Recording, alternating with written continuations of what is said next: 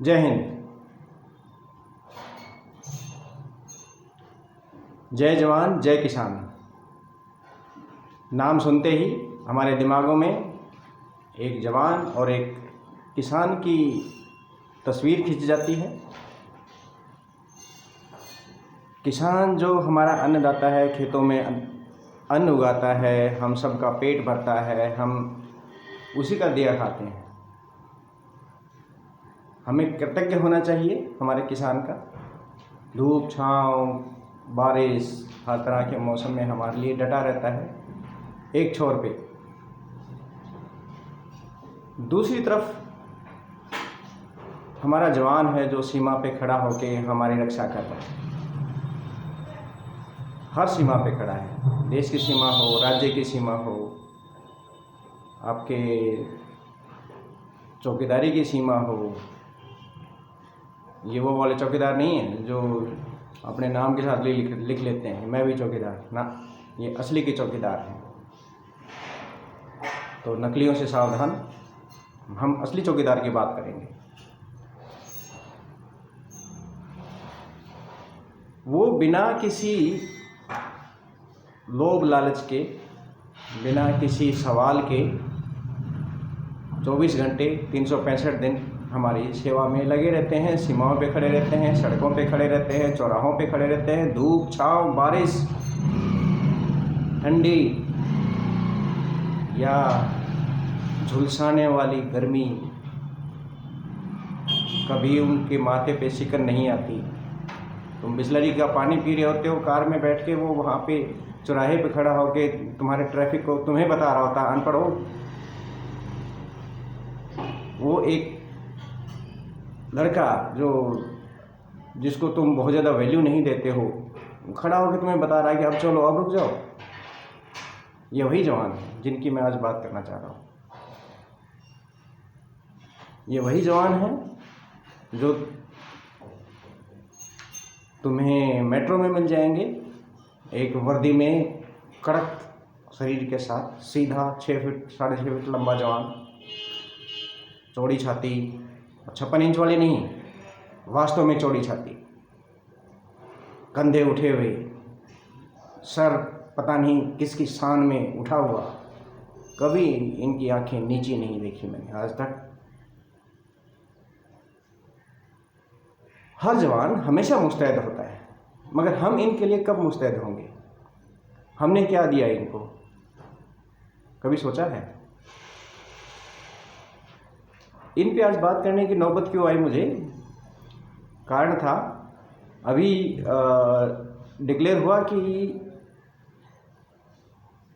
हर किसी को सहायता राशि दी जाएगी कोरोना वायरस की महामारी के लिए। कितने लाख कितने करोड़ गरीबों को अकाउंट में डाले जाएंगे, ये होगा वो होगा, दुनिया भर की घोषणाएं हुई। साथ में एक घोषणा और आई साथियों, और घोषणा काफ़ी परेशान करने वाली थी। इस बार सरकारी कर्मचारियों का डियरनेस अलाउंस काट लिया जाएगा, उनको नहीं दिया जाएगा। ये सरकारी कर्मचारी कौन है? वो देश का जवान जो हमारी सीमा पे खड़ा है, जो सड़क पे खड़ा है, जो एयरपोर्ट पे खड़ा है, मेट्रो में खड़ा है, ये सभी जो हमारी सहायता के लिए, हमारी रक्षा के लिए खड़े हुए, ये वही जवान हैं, ये वही सरकारी कर्मचारी। दफ्तरों में बैठे बाबू बहुत कम हैं, बहुत कम हैं, मगर वो भी किसी ना किसी तरह तो लगे हैं।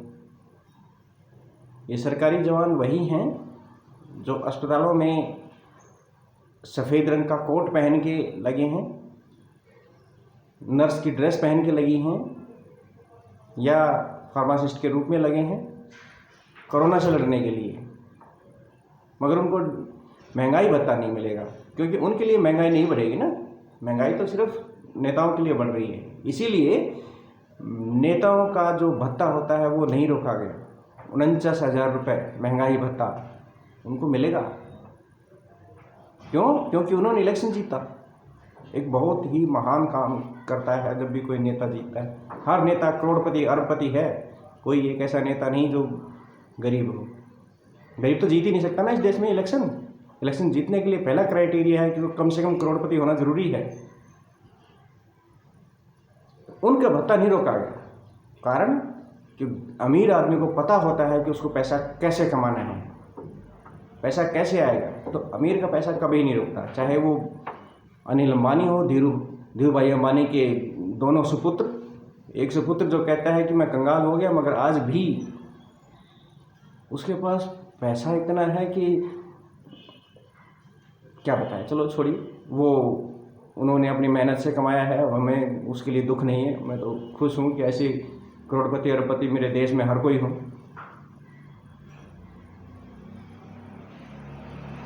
मेरा दुख है जवानों का, उन जवानों का जो हमारे लिए ही लड़ते हैं, हमारे लिए ही सब कुछ करते हैं, मगर उनका महंगाई भत्ता काट लिया जाता है। आपने महंगाई भत्ता तो काट लिया, क्या उनके लिए आपने पेट्रोल और डीजल फ्री किए या बिना जीएसटी के दिए? ना, आपका जीएसटी कभी कम नहीं हुआ, आपका जीएसटी लगातार लगता रहा। मगर कोरोना वायरस में गरीबों को देने के लिए, उनको खाना खिलाने के लिए आपको पैसे चाहिए थे, तो आपने सरकारी कर्मचारी जो हमारे लिए दिन रात लड़ रहे हैं उनका पैसा काट लिया। यानी कि एक जेब से निकाला, दूसरी जेब में डाल दिया। तो हे सरकार, अब ये कठोर कदम जो आपने उठाए हैं, इनकी कठोरता थोड़ी सी नरम करो, उनको उनका डियरनेस अलाउंस दो, ताकि वो भी महंगाई को काउंटर कर सकें। महंगाई पे कुछ वो राहत महसूस कर सकें। महंगाई दिन रात बढ़ रही है और अब तो ज़बरदस्त और बढ़ने वाली है, सबको पता है। हमारी इकोनॉमी डूबी हुई है, जैसे जैसे इकोनॉमी डूबती है तो महंगाई अपने आप उसी हिसाब से बढ़ती चली जाती है। और महंगाई डुबोने का काम किया किसने?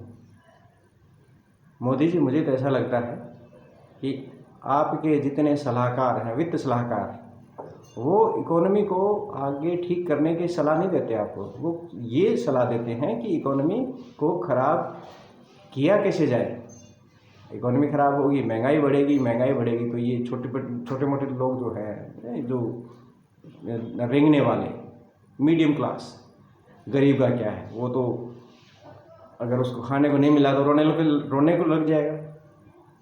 रोएगा तो माँ को दिख जाता बच्चा रो रहा है, तो जैसे तैसे करके उनके यहाँ तक तो कोई आटे की थैली लेके चला जाएगा, कोई कुछ लेके चला जाएगा, कुछ मेरे जैसे गलियों में खड़े हो जाएंगे, चलो गरीब परेशान है, सभी लाइन से खड़े होकर उनकी सहायता करने पहुँच जाएंगे। झुग्गियों में लोग लाइन से सेवा कर रहे हैं, वो तो लंगर में खड़े होकर भी खा लेंगे। ये मीडियम क्लास क्या करेगा, जो कभी ना रोता है ना कभी आवाज़ करता है, क्योंकि ये इनको शर्म आती है कि किसको कहें जाके, क्या ये कहें कि हम गरीब हैं, हमारे पास पैसा नहीं है खाने को, और वास्तव में इनके पास पैसा नहीं है। वास्तविकता ये है, अगर इस महामारी में सबसे ज़्यादा कोई मरा तो मीडियम क्लास था। और मीडियम क्लास कौन है? ये हमारे जवान हैं, सरकारी कर्मचारी हैं, वो मीडियम क्लास हैं, इसीलिए तो सरकार की नौकरी कर रहे हैं, गुलामी कर रहे हैं सरकार की। नहीं तो वो भी किसी के छोटे भाई की तरह से सीधे सेक्रेटरी लेवल तक पहुंच जाते, या कोई बिना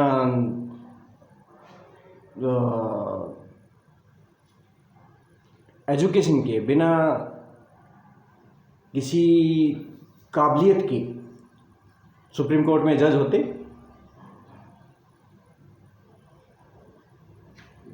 आप समझ रहे होंगे मेरा इशारा किधर है।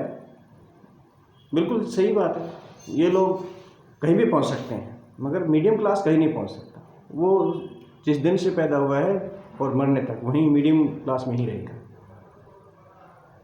फिर भी वो उफ तक नहीं करता। तो मेरा मुद्दा यही था कि इन जवानों का पैसा काट के आपने क्या कर लिया? अरे महंगाई को तो आपने बढ़ा दिया, महंगाई अपने आप बढ़ गई। आपने पैसा काटा कि सरकार की कुछ सहायता होगी। सरकार की सहायता कैसे हुई? ये तो उल्टा नुकसान हो गया ना। इकोनॉमी जो डूब रही थी उसमें ये एक मशीन में तेल डालने के बराबर होता।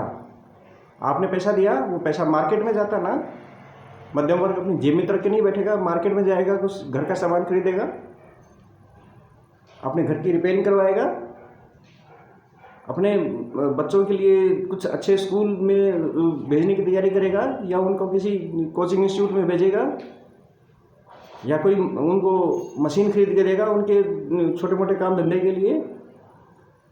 पैसा कहाँ गया? मार्केट में गया ना। और वो मार्केट से पैसा कहाँ गया?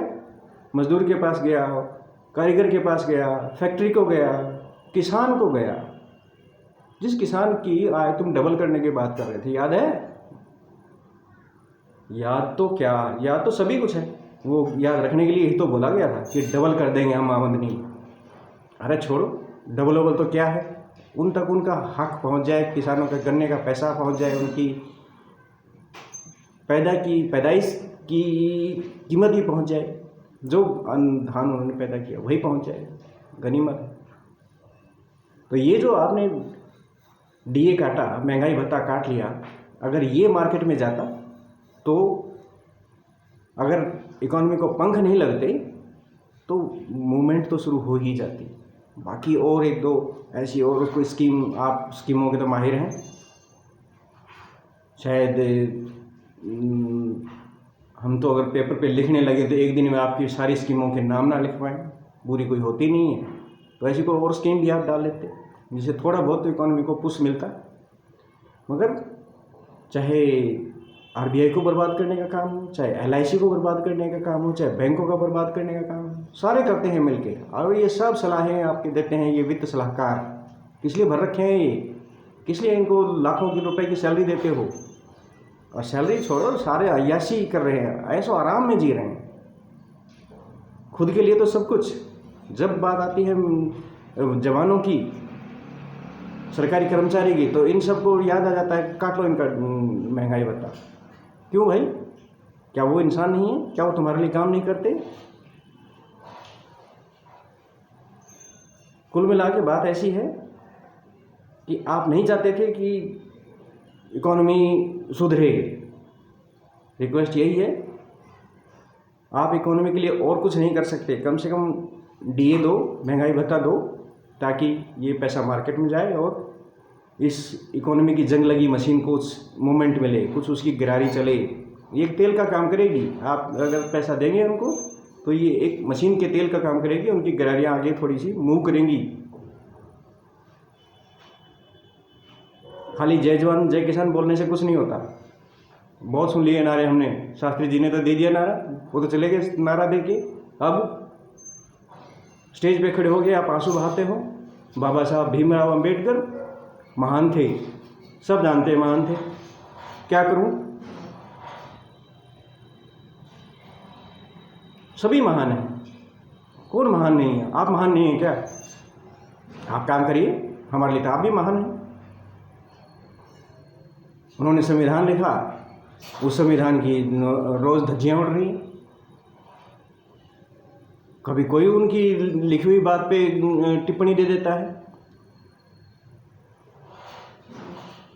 चलिए, वो संविधान तो उनका लिखा हुआ, उस पर बहुत ज़्यादा कुछ कर पाने की हालत में आप लोग नहीं हैं, मगर फिर भी जो मध्यम वर्ग को सहायता थी वो दीजिए। सरकारी कर्मचारी का महंगाई भत्ता आप दीजिए, मेरी रिक्वेस्ट है। हम कृतज्ञ होंगे आपके कि हमारे इन प्रहरियों के, हमारे जो सैनिकों के, हमारे सरकारी कर्मचारियों के, जो बिना सोचे समझे आपकी सेवा कर रहे हैं। बिना, एक सैनिक पता है 24 घंटे 365 दिन बॉर्डर पे खड़ा रहता है, कब कौन सी गोली आके उसको जान से मार देगी पता नहीं चलता उसको। एक आपके ही ये भाजपा के नेता ने कहा था कि वो उनको सैलरी देते हैं मरने के लिए। सैनिक तो पैदा ही वहाँ पे, वो तो सेना में जाते ही मरने के लिए ना, हम तो सैलरी देते हैं। He is paying for. और वो आज छुप के बैठा है किसी कोने में, आपका माननीय गिरिराज, जिसको तमीज़ नहीं है बोलने की, बड़बोला भी कहूँ तो भी मैं तो कम है, शर्म आती है उस आदमी के ऊपर। सैनिकों के लिए ऐसी ऐसी बातें बोल जाता है। अरे बाहर निकल कोरोना में, और कोरोना में क्या 1 महीना खड़ा होकर दिखा बॉर्डर पे, उसको राजस्थान के जैसलमेर में छोड़ दो 1 महीना, उसके हाथ में वो 6-7 किलो की AK-47 पकड़ा दो और कंधे पे ला दो पिट्ठू और खड़ा करो उसको उस गर्मी में, पता लगे कि उस सैलरी से होता क्या है जो सैलरी तुम उन जवानों को देते हो। छोड़िए, उनके दिमाग में जितना गोबर है वो उन्होंने बोल दिया। मगर रिक्वेस्ट यही है कि आप इनका महंगाई भत्ता ना रोकिए। इनका महंगाई भत्ता देंगे, इनके बच्चे आपको आशीर्वाद देंगे, पूरी इकोनॉमी आपको आशीर्वाद देगी, और शायद देश भी आपको आशीर्वाद दे। कई बार क्या होता है कि कुछ खराब किए हुए काम भी अच्छे हो जाते हैं एक अच्छे काम करने से। क्या पॉलिटिक्स होती है, क्या पॉलिटिक्स आपने की है मुझे नहीं पता, ना ही मुझे जाननी है। बस इतना है कि मेरे जवानों के लिए जो आपने महंगाई भत्ता देना है वो दो। आप अपने इनका भी पैसा काट लो, या तो क्या आप उनका पैसा काट के मेरे जवानों को पैसा दो। जो जवान हमारे धूप छाँव बिना परवाह किए हुए खड़े हैं ना, कोरोना में जो बेचारे लठ लेके घूम रहे हैं सड़कों पे, इन मूर्खों के पीछे पीछे, सड़क पे निकलने वाले मूर्ख हैं उनके पीछे पीछे जो घूम रहे हैं, उनको बचाने के लिए वो सड़कों पे धूप में घूम रहे हैं। कोरोना की लड़ाई में वो सबसे एक्सपोज्ड मैं कहूँगा। उनके मुंह पे तो मास्क भी लगाने के लिए N95 मास्क भी नहीं है उनके पास। तो आपके किट्स तो जब आएंगे तब आएंगे, वो तो चलो देखी जाएगी। महंगाई भत्ता तो दे दो, उनके परिवार तो चले। चलिए, रिक्वेस्ट है आप महंगाई भत्ता रिलीज़ कीजिए। नमस्कार।